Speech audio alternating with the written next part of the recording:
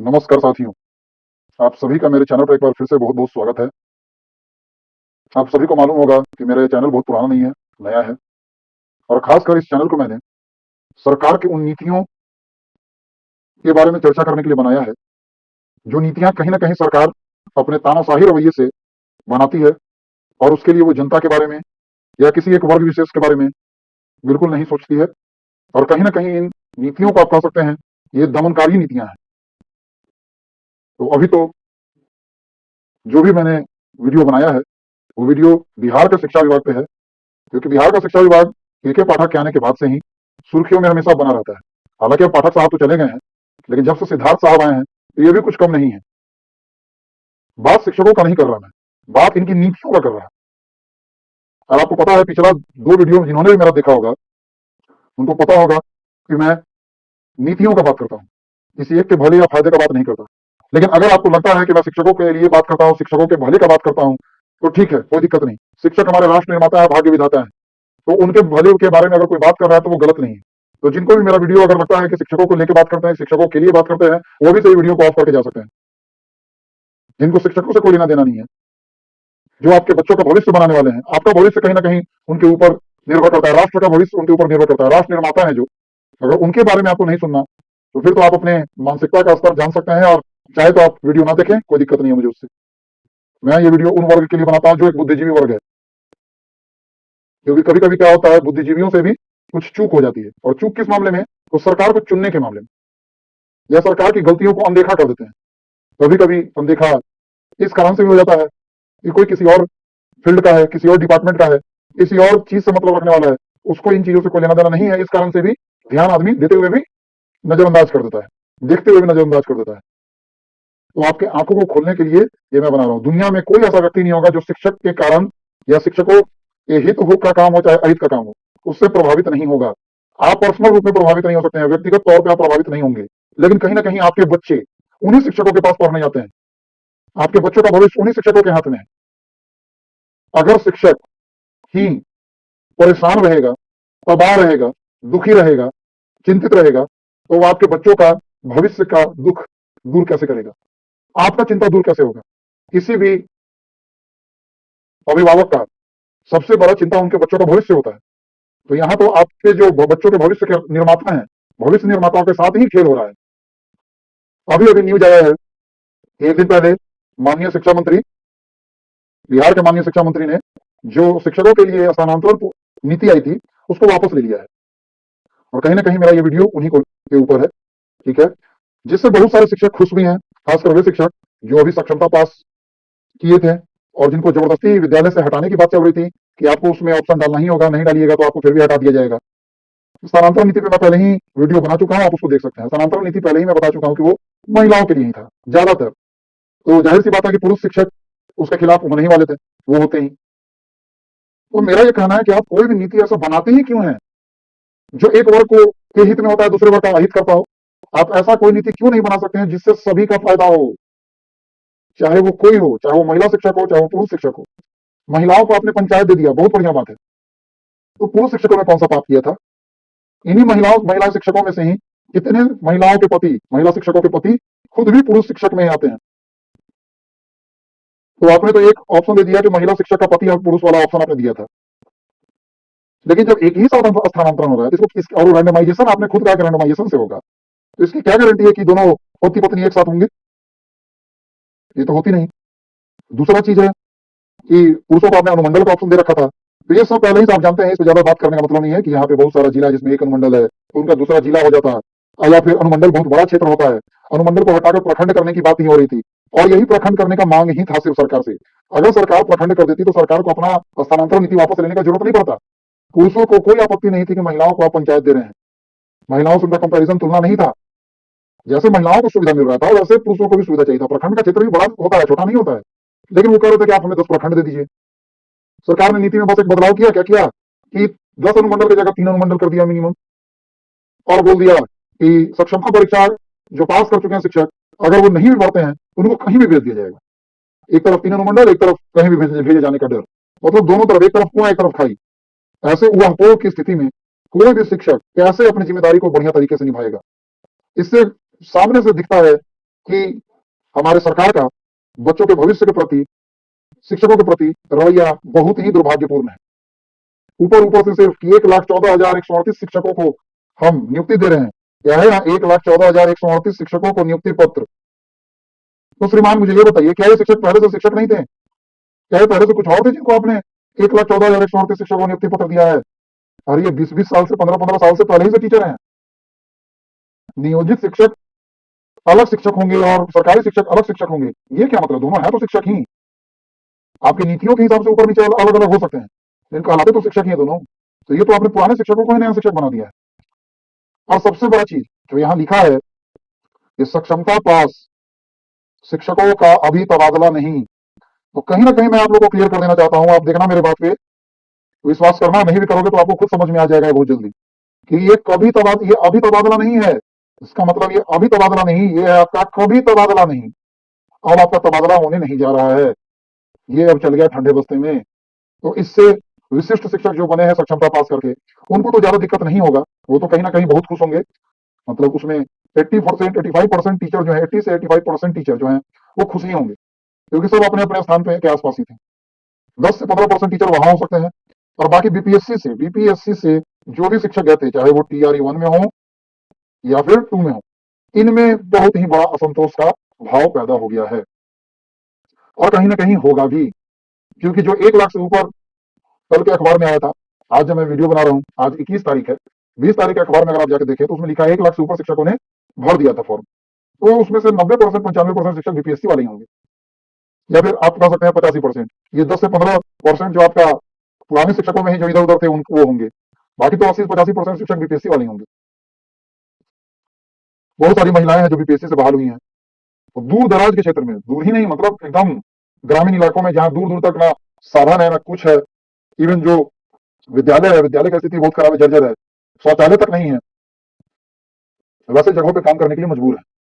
उनमें एक बहुत खुशी का लहर था कि चलो ट्रांसफर हो जाएगा। अब इनका क्या कहना है कि सक्षमता पास जिन्होंने नहीं किया है, करीब 85,000 के आसपास ऐसे शिक्षक हैं, करीब 85,000 के आसपास ऐसे शिक्षक हैं जिन्होंने सक्षमता पास नहीं किया है।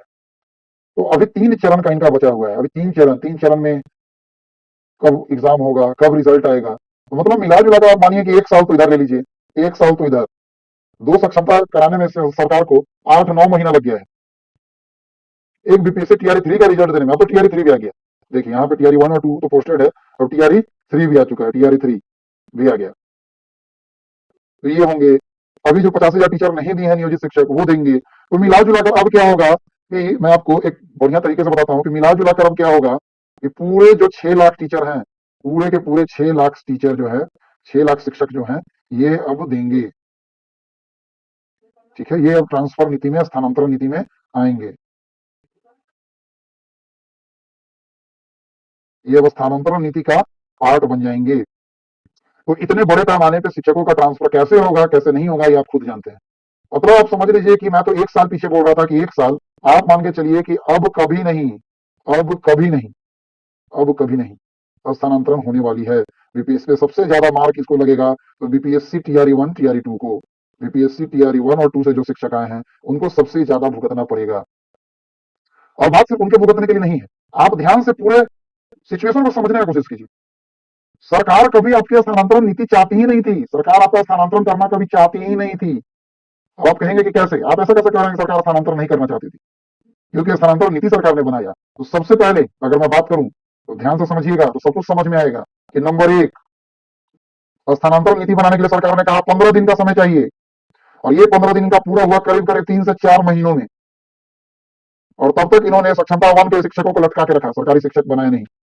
एग्जाम कब का लिया, रिजल्ट कब का आया, और तब तक उनको लटका के रखा। तब तक सक्षमता 2 का भी रिजल्ट आ गया, और सक्षमता 2 कराने में सक्षमता 1 पाठक सर के समय में था, पाठक जी के समय में था, तो पाठक जी ने बहुत तेजी से सब कुछ कहा। एक बात तो मानना पड़ेगा, पाठक जी के कार्यकाल में सारा काम बहुत तेजी से होता था।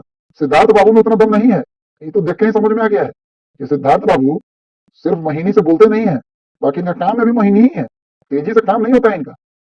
पाठक जी रहते तो शायद अब तक 5 सक्षमता हो चुका होता, ट्रांसफर भी हो चुका होता, कोई दिक्कत नहीं होता। लेकिन जहां तक इनका सवाल है, ट्रांसफर में बहुत पेच है। तो 15 दिन का कहा कि इनको तो 3-4 महीना लग गया। नंबर 2 अगर मैं बात करूं तो आपको दिक्कत था विशिष्ट शिक्षक यानी सक्षमता पास शिक्षकों से, वो चले गए थे। कुछ आपका औरंगाबाद में, जहां तक मुझे खबर है औरंगाबाद में कुछ शिक्षक थे, वो कोर्ट चले गए थे। कहां चले गए थे? कोर्ट चले गए थे। तो कोर्ट ने सिर्फ उन्हीं याचिकाकर्ताओं को, जिन्होंने याचिका किया था, याचिकाकर्ताओं के बहाली को, सॉरी, याचिकाकर्ताओं के स्थानांतरण पर रोक लगा दी थी। बाकी स्थानांतरण को इन्होंने कैंसिल नहीं किया था, लेकिन उसमें उतने में 1-1.5 घंटे में शिक्षा मंत्री आते हैं और अपना स्थानांतरण नीति वापस ले लेते हैं। क्यों? इतने दिन से शिक्षक जब हल्ला कर रहे थे तब तो अपना स्थानांतरण नीति वापस नहीं लिया। आपने पूरा मौका दिया कि शिक्षक परेशान होकर कोर्ट चला जाए, आपने पूरा कोशिश किया कि शिक्षक को जब कुछ नहीं समझ में आएगा तो कहां जाएगा? कोर्ट जाएगा, कोर्ट चला जाएगा। कोर्ट चला जाएगा तो जाहिर सी बात है कि ये अधर में लटकेगा ही। उसमें भी कोर्ट ने सिर्फ याचिकाकर्ताओं को का ट्रांसफर जो है कैंसिल किया, कि अगर नहीं जाना चाहते हैं तो इनको मत भेजिए, और आपसे 3 सप्ताह के अंदर जवाब मांगा। अब आप जवाब क्या दीजिएगा? आप सीधे कर दीजिएगा कि हमने तो स्थानांतरण नीति ही वापस ले लिया। तो यही कराने का आप इंतजार कर रहे थे। अब इसी पे है मेरे शिक्षक बंधुओं, मित्रों, आप सबको यहाँ पे एकजुट होने का बात है, एकजुट होने का जरूरत है कि आप यहाँ समझिए, ये चाहते ही नहीं थे कि स्थानांतरण हो, इसीलिए इन्होंने ऐसी नीति बनाई थी ताकि कोई ना कोई कोर्ट चला जाए, और कोर्ट जाएगा तो। लेकिन यहाँ पे देखो, अगर इनका नियत साफ होता तो कोर्ट में ये लड़ते, कोर्ट में जवाब देते, कोर्ट उस हिसाब से कोई डिसीजन लेती, कुछ नया बनाती, कुछ कहती इनको कैसा कर दीजिए, वैसा कर दीजिए, अगर इनको करना होता तो। लेकिन उन्होंने क्या किया? इन्होंने नीति ही वापस ले लिया। नीति को ही जाकर क्या कर दिया? वापस हो गया मेरा नीति भाई। अब हम नए सिरे से स्थानांतरण नीति बनाएंगे। अरे नया सिरा से स्थानांतरण नीति क्या बनाइएगा? ये बोलिए ना कि स्थानांतरण नीति अब गया, अब 8 से 9 महीने में चुनाव है, 8 से 9 महीने में चुनाव है, और चुनाव एक बार हो गया तो जय श्री राम, बात खत्म, कहानी खत्म। एक बार चुनाव हो गया तो कहानी वहीं से समाप्त हो गया। दूसरा चीज है, आप सब जानते हैं कि 25 तारीख से सदन शुरू होने वाला था, 25 तारीख से सदन शुरू होने वाला था। जैसे पिछले बार समय को लेकर हल्ला हुआ था सदन में, वैसे ही इनको उम्मीद था कि समय को लेकर, अब देखिए समय को लेकर क्या होता है, समय के लिए तो कुछ नहीं हुआ है। हमारे विपक्षी दल से मुझे ये कहना है कि इन मुद्दे, ये बहुत बड़े मुद्दे हैं, इन मुद्दों को आप मुद्दा क्यों नहीं बनाते हैं? 6 लाख टीचर हैं, 6 लाख शिक्षक हैं, सारे शिक्षकों का एक ही दर्द है। आप किसी भी भारत के राज्य में चले जाइए, कहां पे 7.5 घंटा का स्कूल चलता है, मुझे बताइए। ये स्कूल चला रहे हैं कि ऑफिस चला रहे हैं, दफ्तर है? अरे साहब, दफ्तर वाले कुर्सी पे बैठ के काम करते हैं, सिर्फ वो 8 घंटा 9 घंटा काम कर लेते हैं। ये शिक्षक हैं, इनको क्लास में जाकर अपना लेक्चर डिलीवर करना होता है, बच्चों से बातचीत करके बच्चों का परेशानी, दुख दर्द सब दूर करना पड़ता है। शिक्षक को आप एक क्लर्क के जैसा, किरानी जैसा ट्रीट नहीं कर सकते हैं। ये राष्ट्र निर्माता है, बैठ के खाने नहीं जाते हैं, जो दूसरे विभाग में आपकी किरानी करते हैं। दूसरे विभाग क्या, शिक्षा विभाग कहें किरानी क्या करता है? शिक्षकों से अवैध वसूली, इसके अलावा क्या काम है? एक काम के लिए अगर शिक्षक वहां चले जाएं, चाहे उनका पर्सनल काम हो चाहे विद्यालय का काम हो, बिना उनसे पैसा लिए वो कोई काम नहीं कर सकता, हिलता तक नहीं अपने टेबल पर से। ये तो शिक्षक नहीं करते हैं, कर नहीं सकते हैं, कभी करेंगे भी नहीं। शिक्षकों का काम ही नहीं है ये। तो आप इसी से समझ लीजिए कि क्या सरकार की मंशा साफ है? क्या सरकार आपको सच में आपका स्थानांतरण चाहती थी? क्या सरकार आपका स्थानांतरण सच में चाहती थी? तो जवाब आपके अंतरात्मा से आएगा, नहीं, सरकार नहीं चाहती थी। सरकार यही चाहती थी कि कोई ना कोई कोर्ट चल जाए और फिर सामने से आके बोले कि आप कोर्ट चल गए, अब हम तो बस स्थानांतरण नीति ला ही थे, आप कोर्ट चल गए, आप ही के बीच से कुछ लोग कोर्ट चले गए, अब हम क्या करें? वापस लेना पड़ गया, मजबूर हो गए हम लोग। और वही कहीं ना कहीं कल नीतीश कुमार ने 1 लाख शिक्षकों को, 1,14,000 शिक्षकों को, जो पहले से शिक्षक थे, उनको नियुक्ति पत्र बांटने का काम किया। वाह अरे वाह, जो शिक्षक हैं उन्हीं को आप शिक्षक फिर से बना रहे हैं और अपना गिनती करा रहे हैं कि 10 लाख नौकरी दे दिए। तो राज्य के सभी लोगों को आंख खोलने का जरूरत है। बात सिर्फ शिक्षक और शिक्षा विभाग की नहीं है, बात सिर्फ नीतीश कुमार की कार्यशैली की नहीं है, बात नीतीश कुमार के मंशा की है, सरकार की मंशा की है कि सरकार का मंशा क्या है। सिर्फ शिक्षक ही नहीं, किसी भी तरह के कर्मचारी के लिए बीपीएससी से आप लोक सेवा आयोग से शिक्षक को बहाल करते हैं, लोक सेवा आयोग, और लोक सेवा आयोग से शिक्षक बहाल करते हैं, और शिक्षक का बेसिक पे स्ट्रक्चर कहां गया? ग्रेड पे कहां गया? ये क्या चाइनीज सैलरी लेके आए हैं?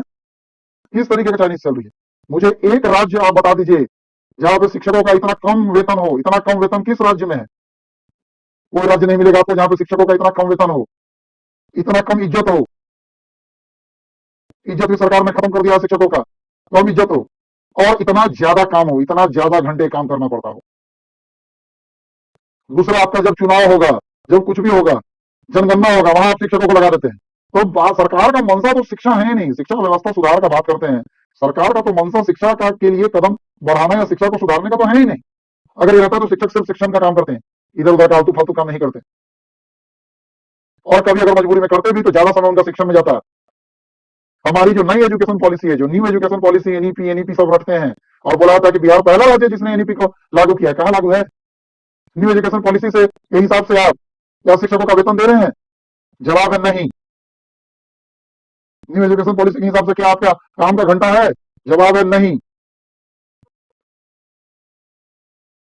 तो फिर क्या फॉलो कर रहे हैं आप?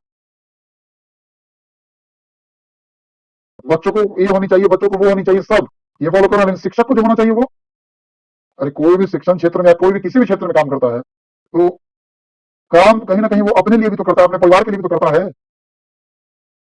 बिहार में जो 6 लाख शिक्षक हैं, क्या उनका अपना कोई दुनिया, परिवार, बाल बच्चा नहीं है? क्या वो आपके बच्चों का भविष्य बनाने का ठाने? इसका मतलब क्या वो चाहते हैं कि, और उन्होंने क्या सोच रखा है कि उनके अपने बच्चे चुनाव में चले जाएं, अपने बच्चों को भाड़ में डाल के आपके बच्चों का भविष्य बनाने का काम करेंगे वो? तो श्रीमान कोई नहीं करेगा ऐसा, कभी नहीं करेगा। वो अपने बच्चों के साथ साथ आपके बच्चों का भविष्य बनाएंगे।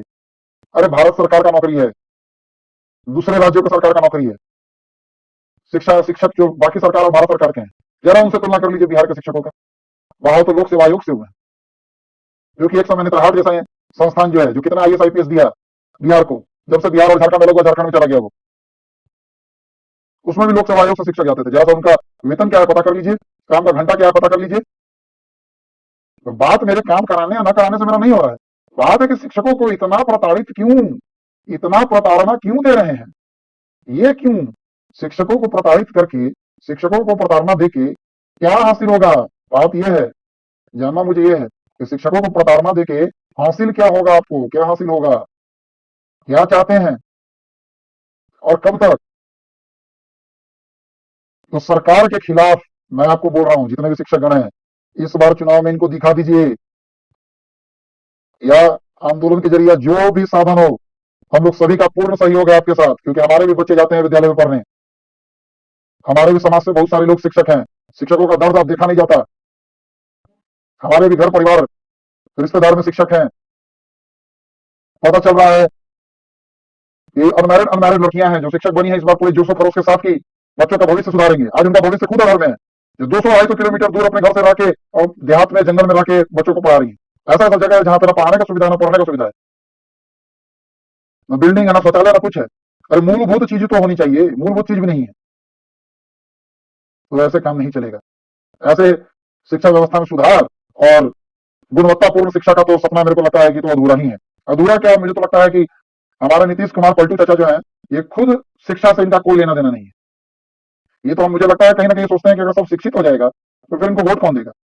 खाली रोड और बिजली के नाम पे वोट चाहिए। अरे रोड बिजली खाएंगे लोग, शिक्षा सही नहीं होगा, रोजगार नहीं होगा, यही मजदूर बनने के लिए जाएंगे ये अपना राज्य से बाहर, इज्जत भी नहीं, पैसा भी नहीं, और जो कमा के लाएंगे खत्म हो जाएगा खाने पीने में ही, और कुछ नहीं। शिक्षा का स्तर वही जीरो का जीरो। आज जो भी राज्य एक समय बिहार था, जो मगध का राजधानी हुआ करता था, जहां से इतिहास का झलक शुरू हुआ, इतिहास शुरू हुआ है, आज उस धरती का, जहां पे लोग बाहर से विदेशों से पढ़ने आया करते थे, उस धरती का यह हाल है कि शिक्षा ही के नाम पे जीरो हो गया। जहां की शिक्षा का लोग गुणगान गाया करते थे बार बार में। तो मुझे नहीं लगता है कि इस तरीके से कुछ भी होने वाला है या कुछ भी हासिल आपको होने वाला है। इसलिए इस बार चुनाव में सरकार को बताने का जरूर जरूरत है कि सरकार की क्या मंशा है और क्या गलतियां हैं। बार बार नीतीश कुमार खासकर, कल भी उन्होंने जो भाषण दिया है, उनका कहीं ना कहीं चोट लालू परिवार के ऊपर होता है। लालू जी के कार्यकाल के बारे में बहुत बात करते हैं। अरे साहब, वो 20 साल पहले की बात थी और 20 साल गुजर चुके हैं उसको। 20 साल से तो आप ही बिहार का करता धरता है। क्या चेंज कर दिया आपने बिहार में? रोड बिजली के अलावा, रोड बिजली आपने बनवाया, सही बात है, इसके लिए कोई मना नहीं करता है कि नहीं आपने विकास नहीं किया है, विकास किया है, लेकिन जो मूलभूत चीज है, शिक्षा, स्वास्थ्य, रोजगार, इसमें विकास कीजिए ना। अरे आप शिक्षा में विकास करेंगे तो सारा विकास अपने आप हो जाएगा। सबसे बड़ा चीज तो शिक्षा होता है। बिहार का कहीं ना कहीं बीमारू राज्य में आने का सबसे बड़ा कारण है कि बिहार में अशिक्षा है, लोग शिक्षित नहीं है। पढ़े लिखे लोग भी गंवारों के साथ रह के गंवार हो जाते हैं। अनपढ़ों के साथ रह के अनपढ़ वाला आदत था उनका, जो या तो राज्य छोड़ दिए वोटिंग हो गया, जो राज्य में रह गए वो पढ़ लिख के वही है, क्योंकि समाज को करने नहीं देगा, बदलने नहीं देगा। कभी गांव में जाके देखिए, समझ आएगा। जो पढ़ना चाहते हैं उनको भी लोग दबा देते हैं कि क्या करेगा पढ़ लिख के, मजदूरी ही तो करना है, बिहार में है क्या। कभी कभी खाते हुए गार्जियन उपहास करते हैं अपने बच्चों का, या कभी कभी खाते हुए गार्जियन खुद निराश हो जाते हैं, उदास हो जाते हैं। वो ऑप्शन ही नहीं है, पढ़ लिख के भी गुजरात में जाके फैक्ट्री में काम ही करना है, जाके तमिलनाडु कर्नाटक में मार ही खाना है। क्या जरूरत है इस शिक्षा का। इस सरकार इतना पैसा दे के भी बुलाना चाह रही है बच्चों को, बच्चे नहीं आते हैं स्कूल में। स्कूलों की स्थिति जाके देखिए, नहीं आते हैं बच्चे स्कूल में। ऐसा कुछ नहीं मुझे लगता कि छुपा हुआ होगा नीतीश कुमार से, सब उनको मालूम है। इनको सिर्फ अपना राजनीति चमकाने से मतलब है बस। इधर ही रहेंगे, उधर नहीं जाएंगे, उधर ही रहेंगे, इधर नहीं आएंगे।